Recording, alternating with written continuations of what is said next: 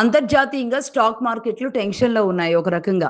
Iran war జరుగుతున్న నేపథ్యంలో ఇటు భారత స్టాక్ మార్కెట్లు కూడా అలాగే డ్రాప్ ఔట్ అవుతూ కుదేలవుతూ ఉన్నాయి.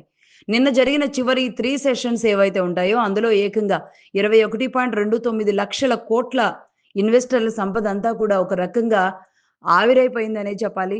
ఎందుకంటే కాస్తో కూస్తో ఒక ఊరట కలిగించే అంశం ఏంటి అంటే శనివారం యుద్ధం ప్రారంభమైతే ఆదివారం సెలవొచ్చింది. సోమవారం లేదు.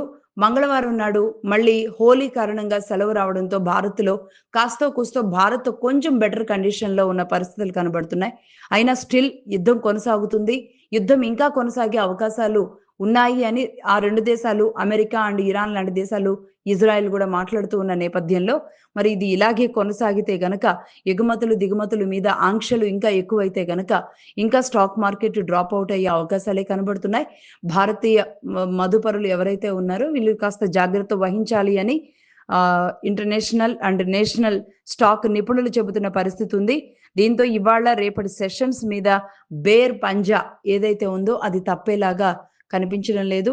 బేర్ లాంటి పరిస్థితికి కూడా దిగజారుతున్న పరిస్థితి స్టాక్ మార్కెట్‌లలో కనబడుతుంది.